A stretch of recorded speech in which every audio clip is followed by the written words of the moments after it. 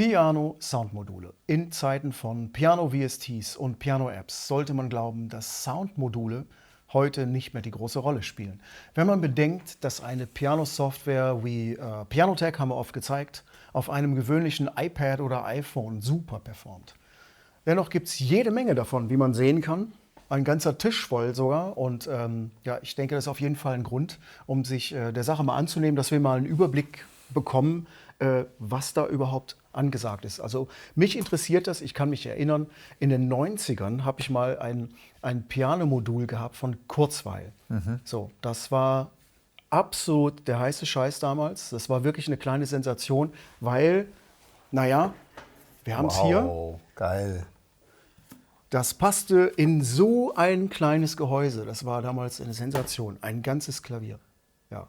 Und ich würde sagen, wir machen jetzt mal die Situation, so wie das früher war. Wir kurbeln mal die Zeit zurück in die 90er und hören uns das an. Okay, so. bin gespannt. Ja, um das anzuschließen. Also so Soundmodule sind ja irgendwie eine Erweiterung zu Keyboards, die man hat. Und heute haben wir immer USB-MIDI und so richtige MIDI-Buchsen, wie die hier dran sind, die gibt es ja kaum noch. Also muss man sich dann so kleinen Zubehör kaufen, wie das hier. Das kostet nicht viel Geld, kostet 20 € oder so. Und so einen kleinen Hoststecker, das braucht man als Zubehör. Und jetzt müssen wir eine Verbindung herstellen, nämlich mit unserem USB-Kabel. Wenn Sie das mal kurz halten können. Selbstverständlich. Das kennen wir ja, das ist die USB-Buchse. Und dann haben wir hier USB-C. Also da brauchen wir jetzt auch wieder ein Adapterchen. Ich meine, es ist ja toll, die Welt der Adapter. Was wären wir ohne Adapter? Unglaublich. So, da kommt dann eben, hier steht, glaube ich, USB-MIDI oder was ist Host. das? Host. Ja, wunderbar, das stecken wir da rein. Jetzt brauchen wir nur noch ein bisschen Strom. Das habe ich hier schon vorbereitet. Vorbereitung ist alles. So, USB-C Strom dran. Und jetzt nämlich, wo ist das MIDI-Kabel? Hier ist das MIDI-Kabel. Da musste ich auch noch hier im Haus rumrennen, um so ein MIDI-Kabel zu finden. Also die sind ja auch schon Seltenheit. Das stimmt. So, und dann verbinden wir nämlich den MIDI-Out Der ist hier, ja.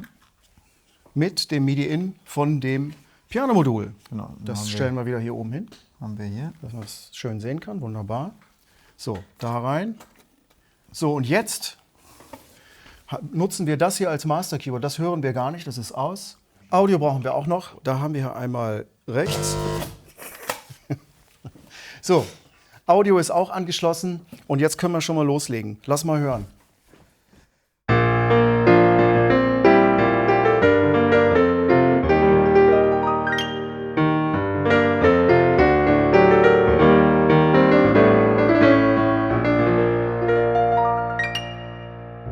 Was sagst du?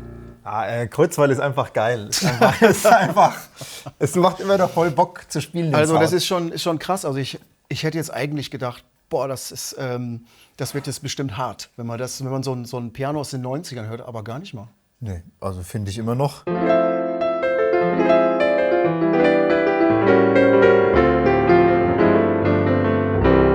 Also auch so alle Bereiche. Ist alles da. Ist alles da. Also ich sag mal, bei einem Gig, wo du einen kaputten Flügel da stehen hast, kommst du mit dem Ding über die Runde. 100%, ja. Ja, wunderbar. Cool. Okay, da haben wir uns jetzt einmal irgendwie justiert für den Sound eines Pianomoduls. Und jetzt hören wir uns die ganzen neuen Geräte mal an und stecken die einfach immer um und dann hören wir uns die an. Okay. Alles klar, machen wir kurz einen Cut. Okay, wir legen los jetzt mit dem ersten Modul. Man kann auch sehen, was Design angeht, ist man da kreativer geworden. Es ist nicht mehr so eine 19-Zoll-Kiste. Das darf auch Form haben. Finde ich auch schön. Das ist das V3 Grand Piano Pro. Das habe ich jetzt auch wieder mit MIDI angeschlossen und lass mal hören. Wo sind wir hier preislich? Preislich sind wir hier bei 600 € ungefähr. Okay. Also das Micro-Piano, das hat damals irgendwas mit 600 oder 500 Mark gekostet. Okay. So, ne?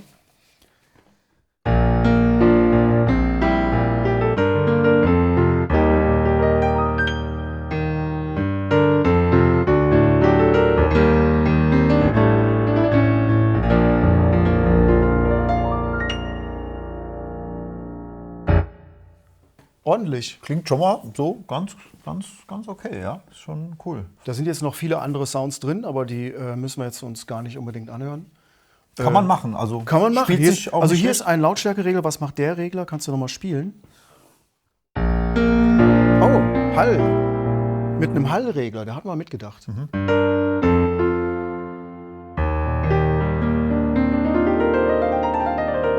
Ja, findet man auch schnell eine Wohlfühleinstellung. Ist super praktisch einfach. Halt super intuitiv zu bedienen. Ne? Gibt nicht viele Knöpfe, viele Regler. Ist halt wirklich so. Ist total leicht. Ja. Wirklich. Also die Kabel sind schwerer als das Gerät. Finde ich schon mal gut. Wäre für mich jetzt zum Beispiel auch so ein Ding, was du vielleicht so immer im Auto mal hast, wenn mal was kaputt geht, wenn mal irgendwas ist. Und dann hast So du als irgendwie- Backup, ne? Als Backup hast du nochmal das tut niemandem weh, wenn du das einfach immer im Auto liegen hast und dann hast du irgendwie noch einen Klangerzeuger, tust die Kabel halt und den Adapter mit dazu und hast immer nochmal so eine Hoffnung, dass es irgendwie doch noch irgendwas rauskommt. Den Adapter nicht vergessen. Ja, Und das Gute ist ja, ja. es läuft mit USB-C, also mit einem normalen Handy-Netzteil kann man sich da auch retten. Ja. Ne? Hier hat man natürlich dann immer ein Netzteil drin. Also das ist das okay. ist- Aber egal. Schauen Können wir schon mal weiter. festhalten? Gute Sache. Wir nehmen das nächste. Okay, das nächste wäre auch von V3. Das ist das Sonority Pro. Und das hat irgendwie ganz viele Sounds, auch Klavier. Preislich? Aber das ist auch der gleiche Preis. Also Okay. die sind ja auch hier. Das sind also wirklich baugleich, kann man eigentlich sagen. Und die unterscheiden sich als durch das Soundset. Okay. Aber da gehen wir jetzt gar nicht großartig drauf ein. Wir hören uns einfach das Klavier an.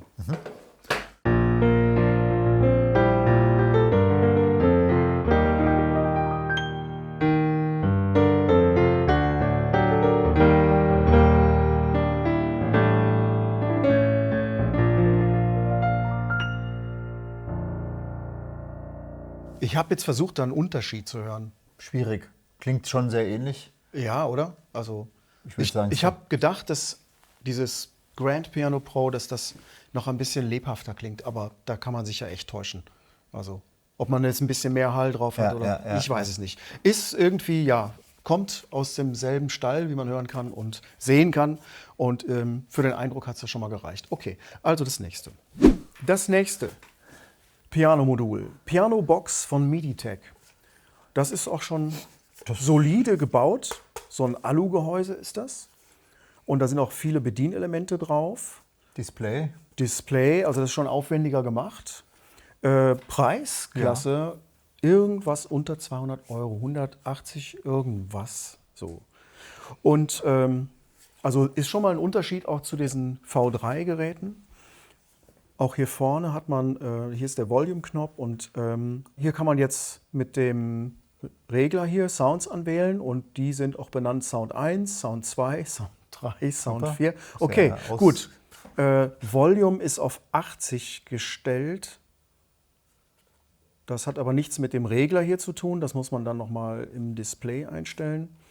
Wie geht das? Erschließt sich mir jetzt nicht wirklich.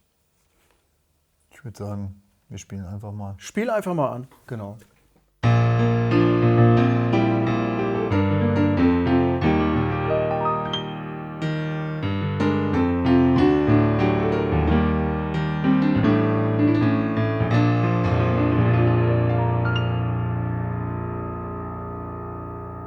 Naja, krass. Also ganz schön fetter Bass.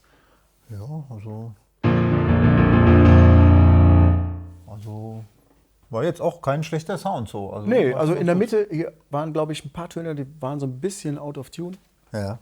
Oder, naja, das ist halt die Intonierung, wer weiß. Aber in sich klingt das sehr, sehr fett.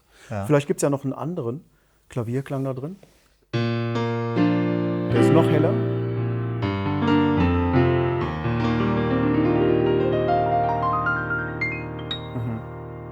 Und noch einen vielleicht. Oh, das ist eher so Spinett. Das sind wir im Spinett. Okay, ja. jetzt sind wir in einer ganz anderen Abteilung. Lassen wir es bei dem großen Grand Piano. Gut, also für den Preis, Kann man nicht meckern, den würde ich sagen. nö, kann man echt nicht meckern. Gut, nächstes. Okay, nächstes wäre dann auch von Miditech. Also es geht noch kleiner. Das ist, sieht aus wie ein Metronom irgendwie. Ja, Ne? das stimmt, ja. So, hier gibt es auch, das ist so klein, da gibt es auch kein MIDI-Kabel wirklich rein. Das ist TRS-MIDI, dafür gibt es dann diesen kleinen Stecker und dann hat man hier auch ein Adapterchen. Okay, das habe ich auch noch nie gesehen, das, So, das ich Adapterkabel. habe ja gesagt, die tolle Welt der Adapter, es gibt kein Ende. So. Sieht auch farblich ganz schön aus. Ja, super. Audio müssen wir auch Oh ja. jetzt anders denken. Da brauchen wir ein anderes Kabel. Was wäre die Welt ohne Adapter?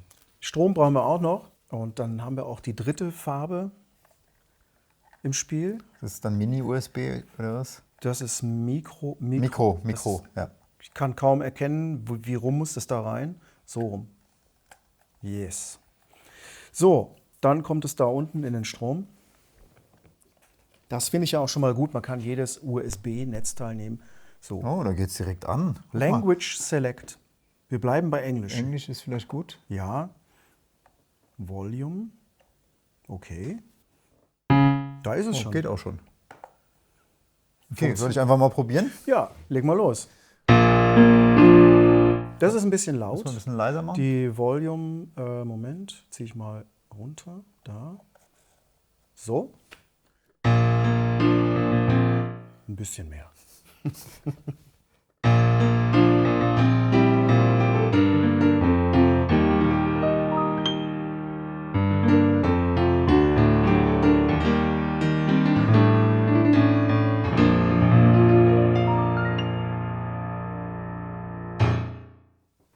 Das hört man im Ausklang. Das ist ein bisschen einfacher gemacht, dieser Sound. Aber für unterwegs, also als Notlösung, wenn man mal sich nicht anders zu helfen weiß. Ist schon so ein bisschen sehr blechern, ne? So. Ne, das ist Ja, schon da merkt so. man, das wird dann so eindimensional. Ja, ne? genau. Ja. genau. Ja, Ja. Gut. Aber preislich sind wir bei, Kostet 90 €. ja, also so für als Backup ist das schon, kann man das Ich, schon machen. ich würde sagen, da sind wir jetzt so eigentlich so über der Toleranzgrenze weg. Ja, Ne? Das ja. ist für mich jetzt kein toller Klavierklang Ja, mehr. ja. Und würde sich auch nicht so wirklich lohnen. Aber auch hier sind wiederum andere Sounds noch drin. Ich glaube so 128 GM-Sounds und so weiter. Dieses Soundset, das kennt man ja auch. Ja, okay. Wir haben es mal gehört. Genau. So, nächstes Modul im Bunde ist das Pro Max von MB Music. Und das ist so richtig solide gebaut. Ja, das sollte nicht auf den Fuß fallen. auf Na, jeden das, Fall. das ist irgendwie sehr ähnlich. Also so, wenn man das jetzt auch mal so in die Hand nimmt, das ist schon ganz ähnlich. Ne? Ja, das würde ich sagen, geht Das in die wiegt gleiche ganz Richtung. schön. Ist auf jeden Fall auch nochmal einen guten Ticken schwerer als das. Gut. Steht auch Pro und Max dran. Also ich meine, Mehr geht nicht. hallo. So, dann bin ich gespannt. Grand Piano ist eingeschaltet. Okay, Lautstärke. Oh, Entschuldigung, da ist ja richtig was dran. Alles klar, lass hören.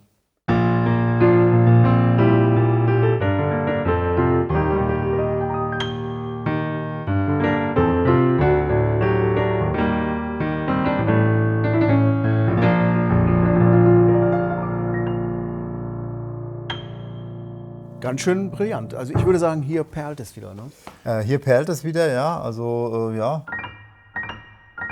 Ist auch von der Dynamik schön. Also ist Super. jetzt schon auf jeden Fall eine Klasse besser jetzt als so das, was wir jetzt gehört haben, würde ich Ja, jetzt sagen. auf jeden ne? Fall. Ist auch in einer höherer Preisklasse, kostet so 600, 700 €.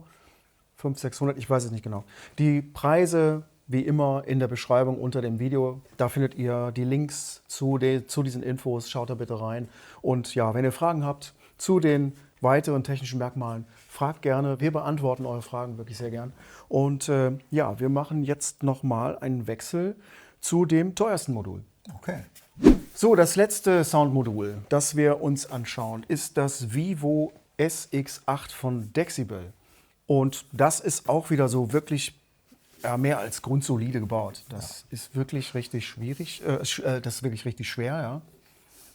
Schon massiv, auf jeden Fall. Also für unterwegs, ja, geht das natürlich, aber im Vergleich zu den anderen hat das also schon richtig wertiges Gefühl, Ja. würde ich mal sagen. So, es ist auch wertig im Preis. Es ist nämlich, wie schon angekündigt, das teuerste. Das kostet dann so 1.300 €. Okay. Hören wir mal rein, würde ich sagen. Hat einen ganzen Sack voller Sounds, alles drin irgendwie und 3 MIDI-Parts, die man übereinander legen. Das können wir uns ja mal angucken, aber spiel erst mal an.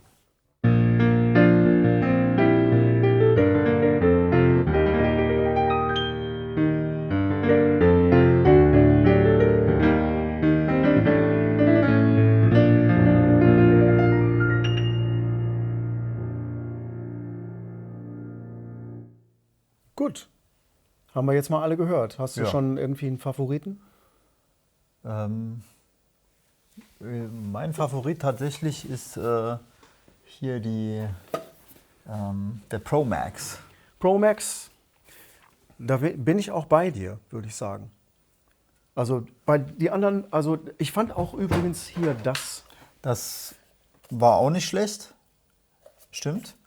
Das V3. Weil es ist, wenn man das jetzt mal vergleicht, okay, das ist natürlich von der Verarbeitung her, das ist so leicht, das hat man wirklich immer dabei. Ja.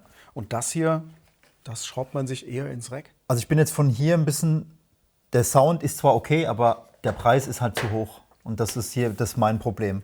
Das mag sein, dass hier viel geht und dass es auch irgendwie viele Möglichkeiten, auch so routingmäßig und so, aber 1.300 Euro, da hätte ich jetzt wirklich echt, das hätte jetzt viel besser Ja, sein müssen. ja. Der Sound war jetzt okay, ja?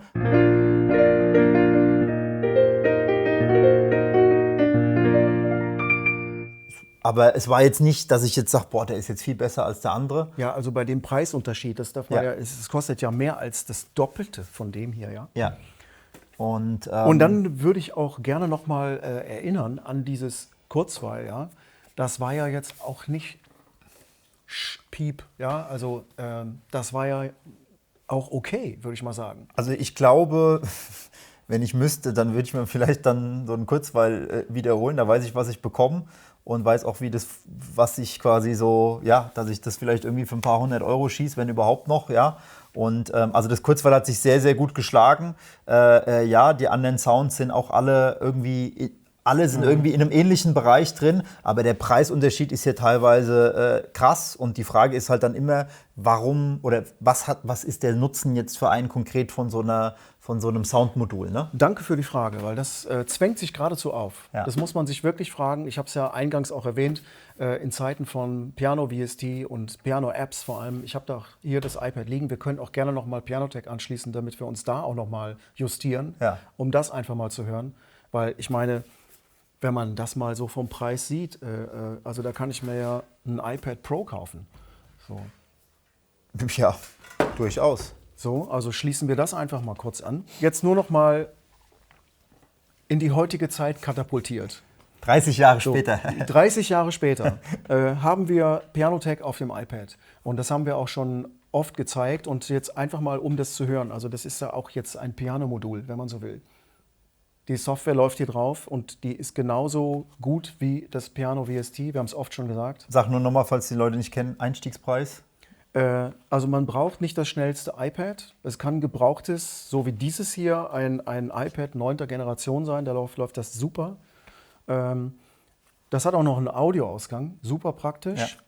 Und dann kostet die Software 300 €. Das ist die Pro-Variante, ja. Also man kann auch mit der für 130 schon einsteigen und hat eben dann so ein Shigeru Kawa, wie wir den jetzt hier spielen. Also Einstieg 130, sagen wir mal so. Ja, So. wenn man ein iPad schon hat, kostet das. Hören wir mal rein.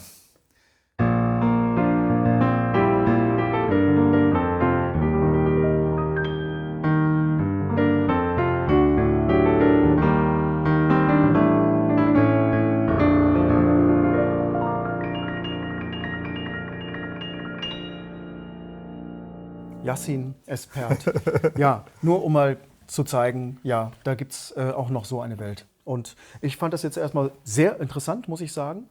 Vor allem auch mit dem Vergleich zum alten Modul. Sehr, Also ja, wirklich. super. Das war eine Überraschung, wie gut das klingt, Ja. heute noch.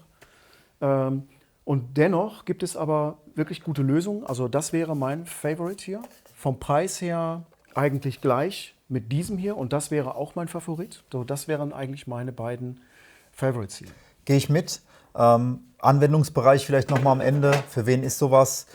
Ich glaube so, wenn man quasi ja, eine Ersatzlösung braucht, irgendwie beim Gig oder sowas oder vielleicht auch zu Hause, ja, die Möglichkeiten jetzt nicht so hat, sich sonst was zu kaufen und will wirklich eine ganz günstige MIDI-Tastatur, dann kann das vielleicht Sinn machen. Aber ist doch eine sehr spezielle Lösung und muss man sich einfach mal angucken, ob das was für einen ist. Absolut. Ich finde, was du eben gesagt hast, als Notlösung, wenn man mal irgendwie zur Sicherheit noch so ein Modul dabei haben möchte, so MIDI-Module, die funktionieren halt immer. Ja. So, und wir wissen das. Ich meine, das iPad, das läuft auch schon ziemlich sicher, aber wenn man mit dem Computer auf der Bühne ist, wir wissen alle, Computer stürzen ab. Das passiert schon mal. Ist so, ja. Und manche haben ja auch vielleicht ein bisschen Angst davor, das zu benutzen, weil eben diese Sorgen da sind. Und da ist man natürlich mit einem Hardware-Gerät anders aufgestellt. Definitiv. Also auch das hier, so ein Adapter, das ist wirklich solide. So ein Camera Connection Kit, das wir hier für die Verbindung brauchen, das ist es nicht. Und das ist eben immer so eine Schwachstelle. Ja, also kann man machen, kann aber auch mal live schief gehen. Sollte man sich nicht, oder sollte man immer auch hier so ein Ersatzteil nochmal dabei haben. Ja. So. Und das einfach so zum Thema Soundmodule. Wie geht man eigentlich damit um und welche Möglichkeiten gibt es? Ich fand es wirklich sehr interessant. Ja, wenn euch das Video gefallen hat, lasst gerne einen Daumen da, abonniert den Kanal und schreibt in die Kommentare, was euer Favorit ist. Und dann würde ich sagen, sehen wir uns beim nächsten Video.